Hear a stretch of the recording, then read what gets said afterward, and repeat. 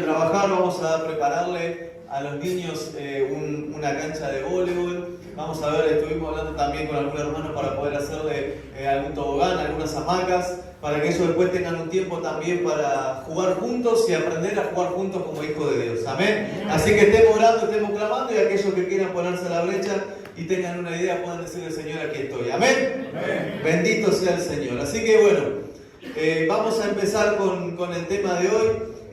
Como siempre decimos, bueno, cada una de las partes que pasan en la iglesia, cada una de las cosas son importantes y debemos estar presentes en cada una de ellas, en la alabanza, en los testimonios, en las meditaciones, en la palabra, en la coordinación, porque Dios nos habla desde que llegamos aquí, ¿amén? Desde que pisamos la puerta de este lugar, Dios prepara un ambiente para que nosotros podamos recibir, ¿amén? Así que ahora viene el momento de la palabra. El título es Eutanasia Espiritual. En realidad tenía otro título que es de una mujer que vamos a hablar hoy, una parte, pero bueno, me pareció que este le iba a llamar un poco más la atención y entonces lo vamos a tomar de ese punto, Eutanasia Espiritual. Hace muchos años, en realidad no tanto, 23 años, en el 2001, Holanda activa o pone una ley, sale un proyecto de ley que es para habilitar o para defender de alguna manera la eutanasia,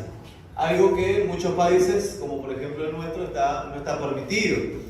En el 2001 ellos aprueban esa ley y comienzan a actuar conforme a esa ley, tanto así que por año más o menos mueren o se entregan a esa práctica más de 7.000 personas. Esta ley estaba pensada para aquellas personas que tenían una enfermedad terminal que no se podía resolver y que los médicos le decían: ya no tiene solución, te quedan unos días de vida. Entonces las personas podían elegir conscientemente terminar con su vida, cambiando el nombre de asesinato por una eutanasia. ¿Amén? Entonces esa ley empezó a crecer, tanto así que hoy en día en Holanda y también en otros países, aún de Sudamérica como Colombia, ha crecido mucho la aceptación de eso. Tanto así que en Holanda más del 87% de toda la población acepta esta ley y la tiene en cuenta. No se trata de ningún régimen político porque es una ley que se formuló entre unos cuantos lados o sistemas políticos como los comunistas, como la derecha o la ultraderecha, en fin, otros grupos políticos. Así que esta ley empezó a regirse en el 2001 y hoy en día es una de las leyes más apoyadas en Holanda. Luego pasó, como decíamos, en España, ahora también en Colombia, hace bastante tiempo también en Colombia, y se va extendiendo, tanto así que la Organización de las Naciones Unidas o también de la Salud han quitado lo que decía en el registro médico que practicar la eutanasia era antiético. Ya eso no aparece más en los libros de medicina. Ahora no es antiético, sí, quitarle la vida a alguien y no esforzarse hasta el máximo, que era lo que hace muchos años existía en ese libro. Así que, basado en esa ley, empezaron a surgir otros problemas. Como por ejemplo de esta persona que hoy vamos a hablar, que se llama Soraya Ter-Vik. Es una joven de 28 años que no tiene una enfermedad terminal. Digo no tiene porque esta historia es real y es de ahora. No tiene una enfermedad terminal. La enfermedad que ella tiene es autismo, pero también un severo problema de control o de autocontrol o de autoestima. Es muy severo. Entonces ella, cuando llegó a los médicos, le dijeron: mira, probamos todo, pero tu enfermedad no tiene solución. No es de muerte, pero no tiene solución. A lo que ella decide enviar una carta al lugar donde tenía que enviar para pedir que se le practicara la eutanasia. Cuenta el relato, a mí cuando escuché esta noticia me impactó, cuando la leí, mejor dicho. Y entonces entré a informarme mucho más de lo que significaba todo esto. La leí hace una semana más o menos. Y me choqueó, me impactó. Entonces empecé a leer la entrevista que le hacen a ella. Esta joven tiene 28 años y la entrevistaron y ella dijo: mira, mi sueño era ser psiquiatra. Cuando me di cuenta que no podía cumplir con mi sueño, mi vida terminó ahí. Y siempre dije algo: cuando los doctores me digan que esta enfermedad que tengo no tiene solución, entonces ya no seguiré más aquí. Entonces ya envió una carta, todos se pusieron a discutir si se podía practicar en ella la eutanasia. Entonces algunos doctores le dijeron: bueno, si le permitimos a personas que están a punto de morir terminar con su vida, ¿por qué no a ella, que siente que ya no puede vivir más? Entonces le han dado la fecha para estos primeros días de mayo del mes que viene, para que esta joven de 28 años sin ninguna enfermedad terminal termine con su vida. En la entrevista ella dice: yo ya elegí todo, estaba junto a su novio, y le dice: yo ya elegí todo, elegimos el lugar con mi pareja donde él iba a tirar las cenizas y dónde iba a ser el momento o el lugar donde iba a terminar mi vida. El doctor iba a llegar hacia su casa, va a llegar, o esperemos que hoy oremos si eso no suceda, va a llegar hasta su casa, se va a sentar, van a charlar, y cuando ella esté pronta la van a dormir y después le van a dar una inyección para terminar con su vida. Dice la entrevista además, que fue una de las cosas que me fueron impactando, que esa entrevista, valga la redundancia, se hizo en su propia casa, y no digo su propia casa por alquilada, sino que en su casa propia, junto a su pareja y junto a unos animales que eran son esos animales que están siempre con ella, 2 perritos. Entonces a mí me impactó eso. Dije: Señor, yo creía que cuando alguien cae en ese profundo pesar es porque no tiene nadie a su alrededor. Cuando alguien tiene un problema tan grande, ese conflicto tan grande de no querer seguir, de no querer vivir, tiene que ser sí o sí porque no tiene nadie a su alrededor que lo apoye, porque se pelea con todo el mundo, porque nadie lo puede abrazar o la puede abrazar. Pero cuando empecé a leer esta entrevista me impactó. Porque si ella tiene una casa propia, además estuve estudiando cómo hacer para comprar una casa en Holanda. Y dije: Señor, no es fácil. Yo dije: bueno, quizás todos tienen una casa en Holanda. Y no, tienes que tener un trabajo fijo, el banco te tiene que autorizar. Los precios en Holanda no son como acá, que acá dicen valen 50.000 y viene uno y te dice: te doy 20, te la llevo, sino que dicen vale 50.000 y los que van a aportar tienen que aportar más de ese precio y ganarle a todos los demás que se están postulando. O sea, esta mujer tenía un trabajo, porque además dice de que no tenía una familia cercana, por lo tanto ella tenía un trabajo, nadie le compró esa casa. Además tenía una pareja, y esa pareja me pareció interesante porque la acompaña a ella hasta el final de sus días. Está dispuesta a cumplir lo que ella dice, por lo menos parece bien verlo de esa manera para ellos. Y me llamó la atención y dije: ¿pero qué le pasa a esta mujer en realidad, Señor? ¿Qué le pasa a esta joven? No tiene una enfermedad terminal, su enfermedad no tiene cura, es verdad, pero puede vivir. Me lo demuestra sus antecedentes. Puede crecer, puede madurar, quizás no pueda estudiar lo que ella quería estudiar, pero vaya que puede tener una vida digna.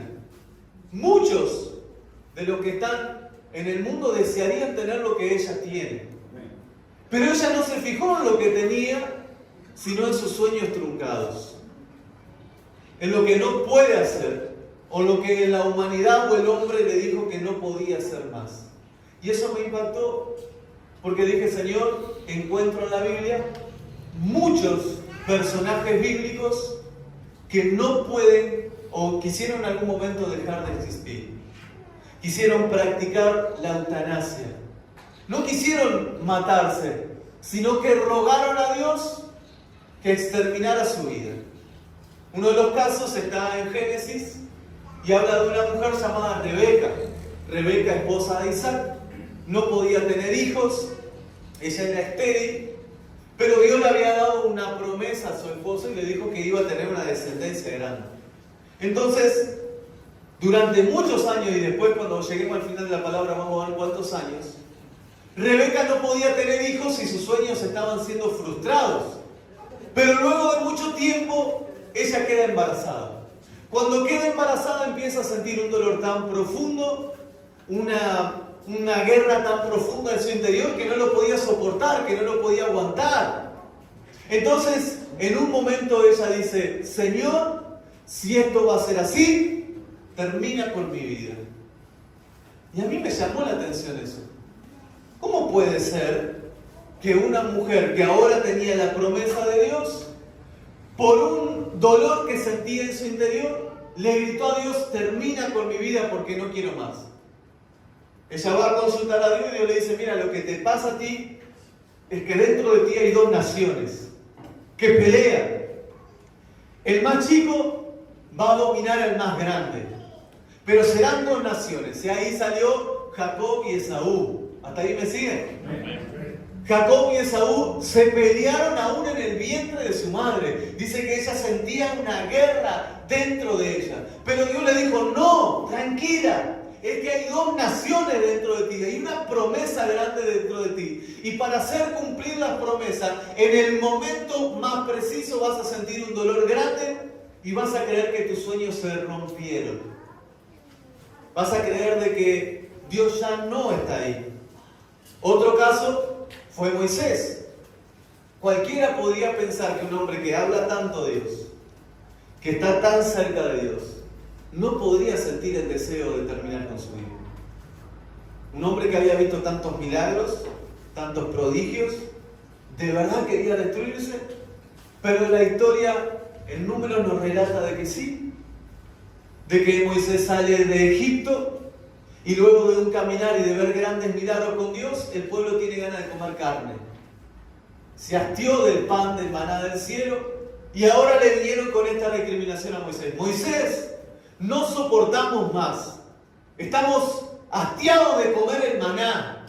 Antes, esto lo hemos hablado muchas veces, antes por lo menos comíamos cebolla, comíamos pan, pero aquí todos los días maná, queremos carne. Y dicen que Moisés quedó tan mal, pero tan triste, que fue a la presencia de Dios y le dijo, Señor, si me quieres, si de verdad me amas, si de verdad estás conmigo, termina mi vida ahora. No lo soporto más, no aguanto a este pueblo y no soporto más la presión.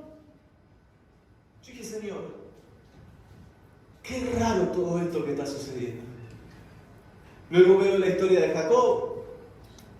Jacob tiene sus 12 hijos, pero en un momento de su vida, 12 hijos varones, en un momento de su vida, vienen los mayores y le dicen, papá, tu hijo, el que más amas, ha muerto.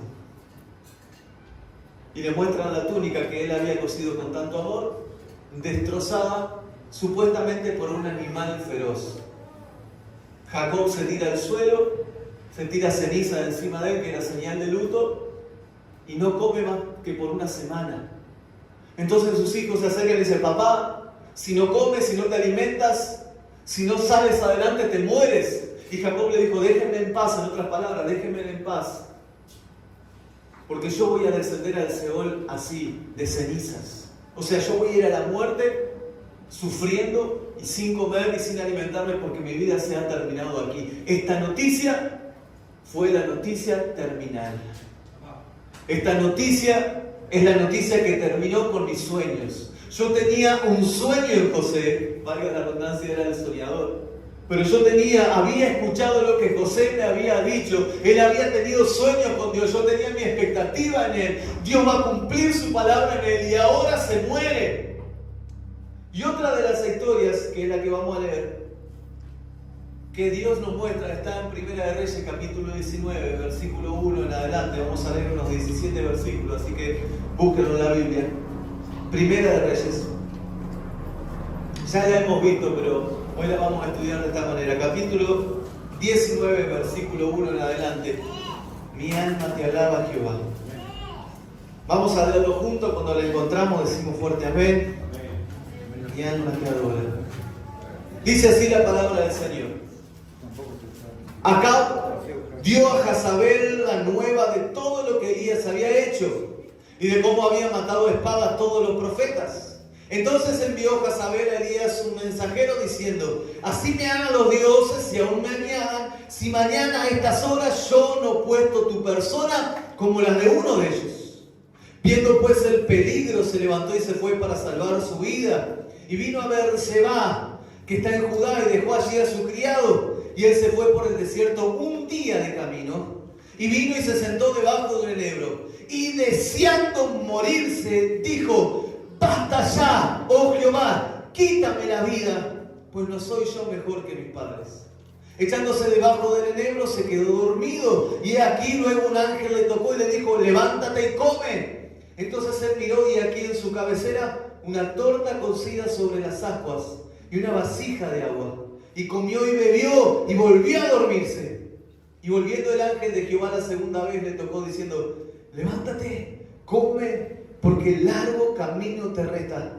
Se levantó pues y comió y bebió y fortaleció con aquella comida. Caminó 40 días y 40 noches hasta Oré, el monte de Dios. Y así se metió en una cueva donde pasó la noche, y vino a él palabra de Jehová, al cual le dijo: ¿qué haces aquí, Elías? Y él respondió: he sentido un vivo celo por Jehová Dios de los ejércitos, porque los hijos de Israel han dejado tu pacto, han derribado tus altares y han matado a espada a tus profetas, y solo yo he quedado y me buscan para quitarme la vida.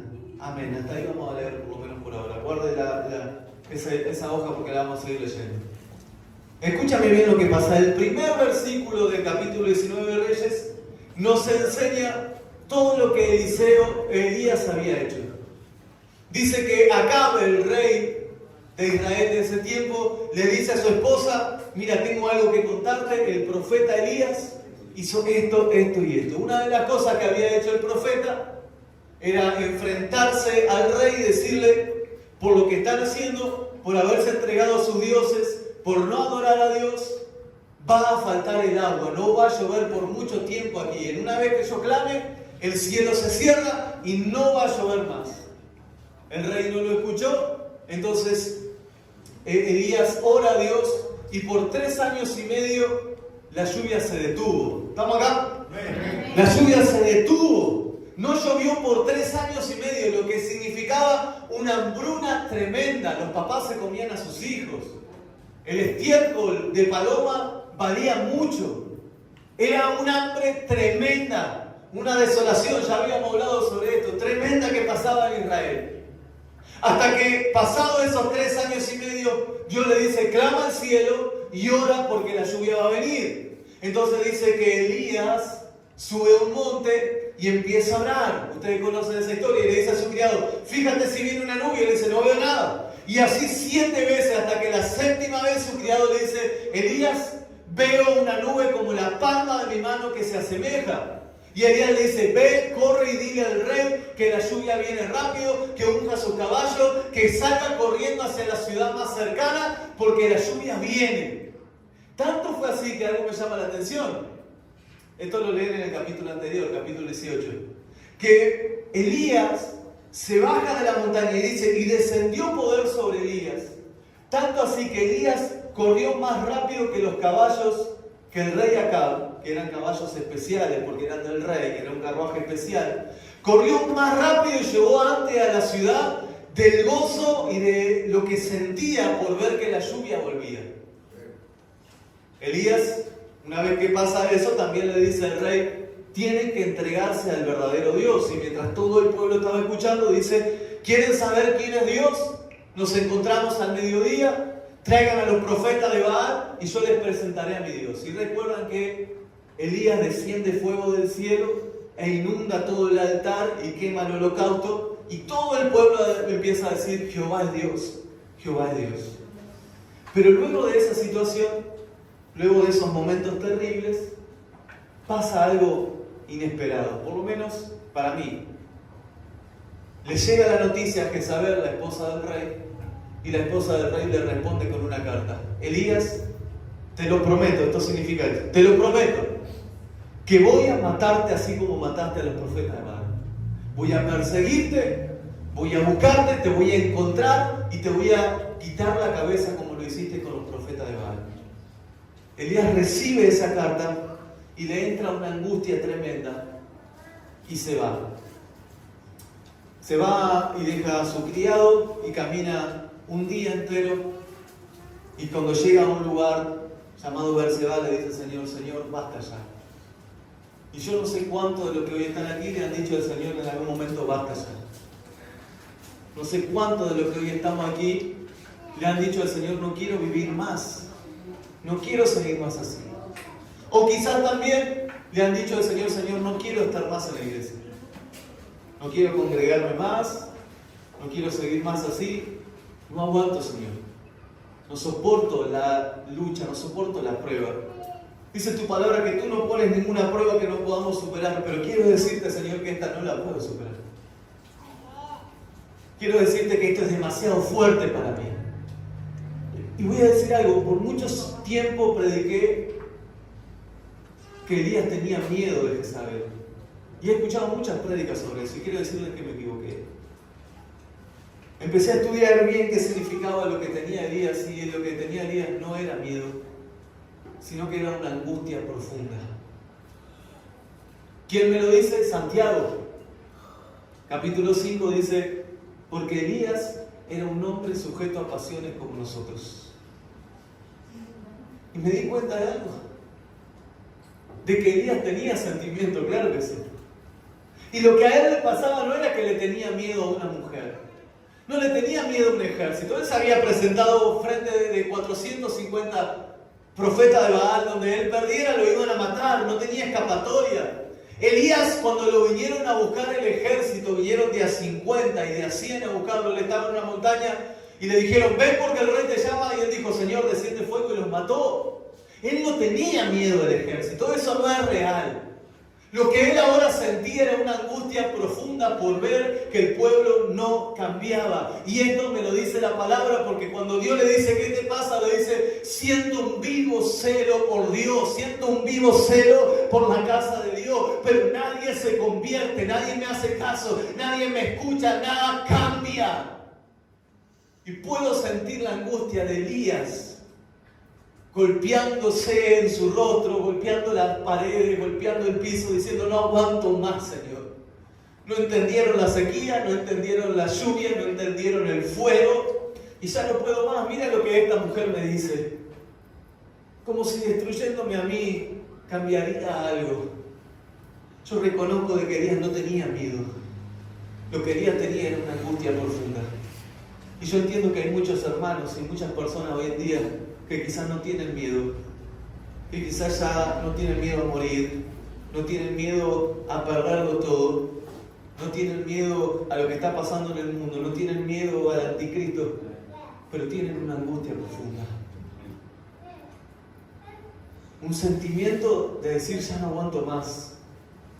Quizás estás orando hace mucho tiempo por tu pareja, por tu esposa o por tu esposo y él no viene. Y crees que justo lo que pasó, el milagro que pasó en tu familia, va a hacer que ese cabezón se dé cuenta de lo que está pasando y no. Y otra vez te toca venir a la iglesia sola, otra vez te toca venir a la iglesia sola. O quizás dice, esta es lo último que pasó en mi familia, ahora sí estamos unidos, ahora sí estamos fuertes, pero de vuelta la guerra llega a tu hogar. Tú dices, Señor, basta ya no puedo más. No es miedo, no es temor, es una angustia profunda. Y la eutanasia espiritual se apodera de nuestras vidas. Yo muchas veces corté el cable que me relacionaba con Dios. Muchas veces en mi vida le dije, Señor, se terminó acá, voy a practicar la eutanasia espiritual. El joven rico, el hijo pródigo, practicó eso. Y le dijo al padre, me voy, me llevo todos lo que me corresponde a mí, lo que es de tu parte me corresponde a mí, me lo llevo todo, voy a practicar la eutanasia en mi familia. Me voy. Y de verdad que por un tiempo él murió, él estuvo muerto. Tuvo que trabajar para darle comer a cerdos y se alimentaba de lo que él le daba. Perdió todo por haberse alejado de Dios. Yo creo que había un problema en esa familia. Por lo menos eso sí lo creo yo. Me lo dice la palabra cuando el joven llega y el hermano mayor estaba enojado. Yo creo que entre hermanos había una guerra. Yo creo que entre hermanos había una pelea por ver quién se quedaba con el poder, quién se llevaba la atención de papá. Y este joven dijo, ¿sabe qué? Me llevo todo y me voy, no quiero vivir más acá. Y muchas veces nosotros en nuestra vida hemos tomado nuestra herencia, lo que Dios nos dio, y nos hemos ido, hemos cortado el cable que nos unía con Dios. Y cuando nosotros hacemos eso, hay una ley espiritual que existe, que es el libre albedrío, que Dios dice, si quieres, está bien. Y Dios da un paso hacia atrás. Y la angustia profunda llega a nuestra vida. A mí me llama la atención algo poderoso. ¿Cómo se sentía Elías ahí? De verdad siempre le digo que yo me imagino la historia. El otro día tuvimos a nuestros actores de lujo en Quillú. Pero yo me imagino las historias. Yo podía verme como Elías. Podía experimentar y decir, Señor, mira lo que está sufriendo. Tú le dijiste, oró, él hizo lo que le mandaste, pero el pueblo aún no se convirtió. El pueblo no entiende. Y Dios me dice, pero sigue leyendo. Acto seguido, cuando él estaba en el momento más difícil, más duro de su vida, Dios envía un ángel que le toca el hombro y le prepara una torta y agua. Y ahí me acordé de lo que predicamos hace un tiempo atrás. En Juan, el Señor dice, yo soy el pan de vida. ¿Se acuerdan? ¿Cómo dice? El que se acerca a mí no tendrá hambre jamás. Y el que creyere en mí no tendrá sed jamás. Y ahí recordé que las promesas de Dios llegan en el desierto. Que la mayoría de las promesas de Dios llegan en el final del desierto. El pan y el agua de la promesa estaban al lado de un hombre que deseaba morir, de un hombre que deseaba renunciar, que un hombre que quería perderlo todo. Señor, termina mi vida. Y yo puedo ver y experimentar lo que el Señor dijo, tú no vas a tener hambre ni sed jamás, aunque estés en medio del desierto y aunque me estés pidiendo morir. Porque el que cree en mí y el que se acerca, tengo una promesa para ellos. Y vaya que Elías se había acercado a Dios y había creído en él. Él come ese pan, toma esa agua y camina 40 días más y 40 noches en el desierto. Y llega hacia el monte de Dios, al monte Horeb. Y empieza ahí otro momento especial. Dios le habla y le dice, ¿qué haces aquí, Elías? Y Elías le dice lo que hablamos hace un ratito. Es que tengo un vivo celo por Dios. Y nadie me escucha, he hecho todo, ha caído fuego del cielo, se ha abierto todo, pero Señor, parece que esta gente no escucha, termina mi vida acá, no voy a recibir la promesa, no voy a ver a mi pueblo restaurado. Y Dios dice, espera. Algo que Dios te va a decir hoy en esta mañana. Aún tienes mucho camino que recorrer. Vuelve a tu ciudad, porque te voy a decir algo. Tengo 7,000 hombres preparados que no se van a arrodillar a ningún Baal y vas a ver mi gloria a través de tu obediencia. ¡Aleluya! ¡Bendito sea Dios! Voy a pedir a los hermanos que suban allá ahí. Y yo me puse a pensar y dije, ¿qué promesa? ¿Qué tremendo? Pero si hoy me atendieran, podríamos apreciar algo. Elías estaba tan cerca de recibirlo. No era un muchachito. Estaba tan cerca de recibir la promesa y tan cerca de perderla. Tan cerca de recibir lo que Dios le dijo que iba a hacer, como cerca de perderla. Y quiero decirte hoy, iglesia, tú estás tan cerca y yo de recibir la promesa de Dios como de perderla. Tú y yo estamos tan cerca de recibirlo como de perderlo. Es una decisión. Es un momento. Es una palabra. Que tú digas, Señor, se termina acá. Eso hace que tu promesa quede en el freezer. Una decisión, decir, Señor, no peleo más, no aguanto más, no soporto más, se termina acá, ya no puedo.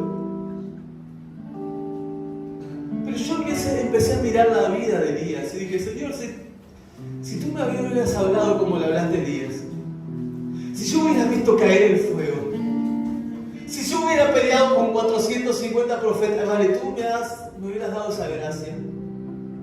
Si hubieras visto todas las cosas que vio Elías, si hubiera escuchado tantas veces tu voz, yo nunca hubiera renunciado. Y Dios me dijo, sí, tú hubieras renunciado. Mi iglesia también muchas veces ha querido renunciar.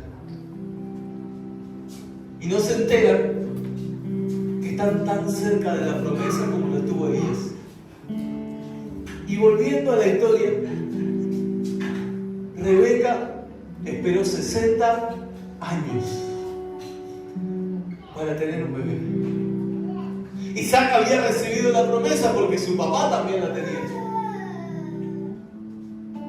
Entonces estaban orando ahí. Dios le dio una promesa, papá, Dios me dio una promesa a mí, pero mi esposa es estéril igual que mi mamá.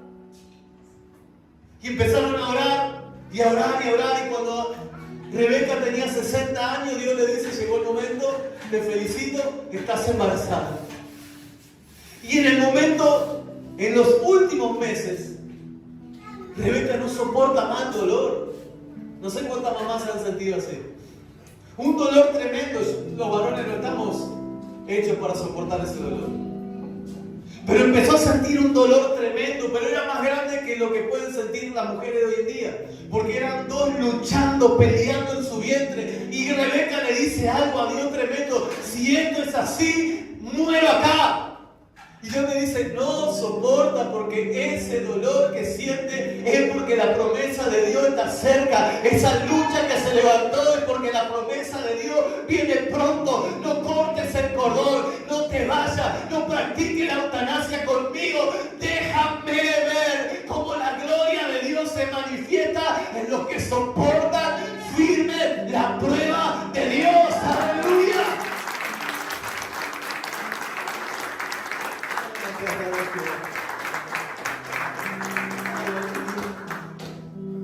Pero miren qué tremendo esto.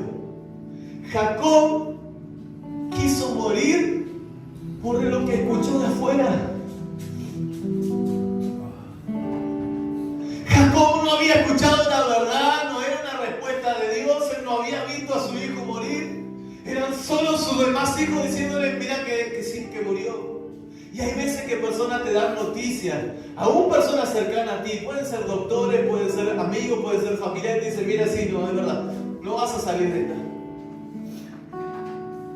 Y Jacob por un momento le creyó, y tú y yo por un momento le creímos al diablo, lo que el diablo lo había dicho. No vas a sostener, no vas a poder, no se va a terminar, esta lucha no es para ti, esta promesa no es para ti, Dios no te va a dar la solución, tú no puedes, Dios no te ama, tú no estás cerca de Dios, no se va a romper, no va a haber milagro, no va a suceder. Y ves como las túnicas que un día Dios te había dado están despedazadas en tus manos y dice, la promesa de Dios es verdad, no se va a cumplir. Pero mientras que Jacob lloraba, Dios preparaba a su hijo. Mientras el diablo quería engañar a Jacob, Dios estaba preparando un jovencito en la cárcel que le iba a adorar a Dios. Mientras que Jacob decía, ¿cómo Dios me pudo hacer eso? Dios le estaba diciendo, cabezón, ¿no te das cuenta? Tu hijo no murió, tu promesa sigue viva, lo estoy preparando, lo estoy forjando, lo estoy formando, y un día vas a abrazar la promesa que Dios te dio. Un día vas a abrazar esa promesa. Yo me imagino que puede pasar por la mente de Jacob cuando luego de mucho tiempo le adora. Es hermosa esa historia. De mucho tiempo, sus hijos vienen de vuelta cabeza abajo y le dicen, papá, ¿qué? El hijo que creíste que murió no está muerto. Él es segundo en Egipto Él manda todo. Y Él, gracias a Él, el mundo entero tiene alimento. Tu promesa no murió, se multiplicó y ahora ha bendecido las naciones. Me imagino lo que el Padre oró, te imaginas lo que puede orar. Yo le diría, Señor, años quejándome contra ti, meses diciendo que no me escuchabas, soy un torpe. Y esa oración la hice yo. Y esa oración tendría que hacerla tú, Señor. Soy un torpe, soy un tonto. Creí que las promesas habían muerto, pero recuerdo la palabra que decía: las promesas de Dios nunca mueren. Las promesas de Dios nunca mueren. Y me imagino a Jacob orando: Señor, maldije hasta el día que nací. Y ahora me doy cuenta que no puedo escuchar la noticia de afuera. Que mi noticiero más especial, esto lo hablamos cuando estábamos en el tiempo de pandemia. Mi noticiero, yo leo las noticias porque me gusta informarme y porque hago estos estudios, pero mi noticiero especial es el Salmo 91. El que habita el abrigo del Altísimo morará bajo la sombra del Omnipotente. Ni plata tocará tu morada. Ese es mi noticiero. Pero pastor, se derrumba, se cae, se muere, No, tranquilo. Yo y mi familia habitamos a la sombra del Omnipotente. Para mí el morir es ganancia. Y para mí el vivir es Cristo. Las promesas de Dios nunca mueren. Y empecé a pensar en la historia de Sara. De Soraya dije: Señor, tengo que orar por ella, tenemos que ir a la iglesia a orar. No la conozco, vive en Holanda, pero ¿acaso hay algo que te detenga? Pero también tengo que orar por mi iglesia. El mundo de hoy ha legalizado la eutanasia con Dios. Durante toda la historia de la humanidad, de alguna u otra manera, el hombre estuvo ligado a Dios. Política, en todo ámbito. Pero en esta época, lo que más quiere el hombre es apartarse de Dios, ser Dios mismo. Por eso estamos en los últimos tiempos. Porque el hombre quiere decidir cuándo muere, porque los padres quieren decidir de qué color de piel va a ser su hijo, de qué ojos, su pelo, porque los hombres quieren decidir qué sexo tienen. ¿Nació varón? No, pero él quiere ser nena. Porque los hombres quieren decidir la edad que tenemos. ¿Tienes 50 años? No, pero yo me siento como uno de 8, quiero ir al kinder. Y eso está pasando ahora. Hombres y mujeres desconectándose de Dios. Pero ¿sabe qué? En la iglesia también sucede. Hombres y mujeres desconectándose de Dios. Pero todo lo que me muestra la Biblia me dice algo, me declara algo. Mira, Jonathan, todos estos hombres que quisieron que yo los mate estaban a punto de recibir la bendición. Moisés, terminamos con él, le dijo: Señor, mátame. Y yo miro la vida de Moisés antes. Había sido entregado en un canasto. Había estado viviendo con Faraón mismo ahí en Egipto. Lo había querido matar después. Tuvo que correr al desierto, 40 años en el desierto. Se encontró con la zarza. Dios le dijo: te voy a usar. El mismo Faraón se negó y dijo: el pueblo no va a salir de acá. Tuvo que ir a hablar reiteradas veces y su vida corría peligro. Porque cada vez que iba a hablar con Faraón le decía: mirá que Dios está enojado contigo. Y vio plagas y Dios le dijo: extiende tu mano. Y el río se vuelve sangre, golpea la tierra y van a ver piojos, extiende tu mano y van a ver langosta, extiende tu mano y van a ver sapos. Y todo empezó a pasar y Moisés veía cómo la gloria de Dios se manifestaba, cómo Dios atacaba al pueblo que iba en contra de Dios, cómo Dios resguardaba a su propio pueblo. Y salieron de Egipto con oro, con recompensa, con sanidad, con poder. Dice: salió de Egipto con mano poderosa. Vio el mar abrirse, vio caer maná del cielo. Y en un momento le dijo: Señor, basta ya, termina con mi vida. Y Dios me hablaba y me decía, es que ustedes son muy fáciles para olvidarse de mis bendiciones. Y en un momento van a tener esta situación y van a querer cortar el lazo que nos une. Pero en ese momento es cuando la promesa de Dios está al caer en sus vidas. Me dijo Rebeca, estaba por tener a sus mellizos y uno de esos sería Jacob, adoptaría el nombre de la nación y el pueblo, la nación escogida por Dios, Israel. Jacob estaba a punto de ver a su hijo cumplir con los sueños. Moisés estaba a punto de ver la tierra prometida.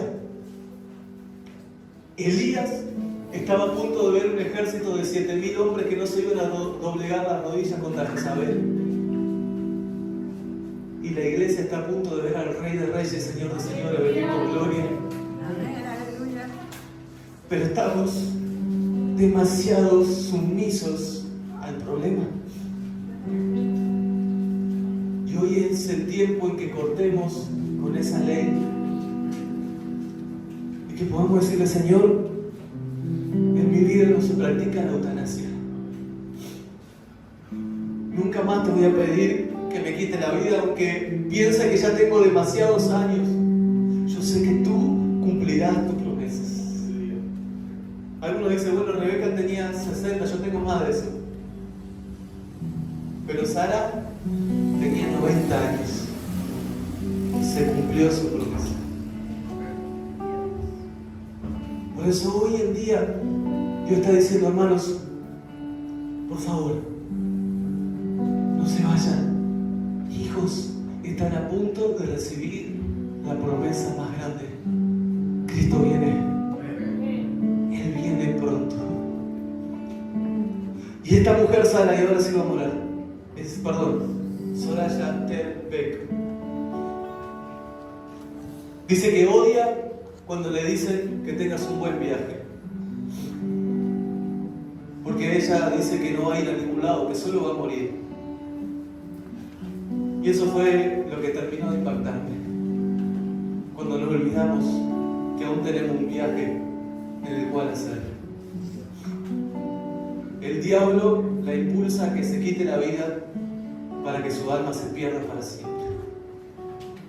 Y el diablo nos impulsa para que cortemos los lazos con Dios y nuestra vida se pierda para siempre. Pero aún hay un viaje que debemos hacer. Y en ese tiempo, el Señor Jesús vendrá de los cielos y esta vez no tocará la tierra.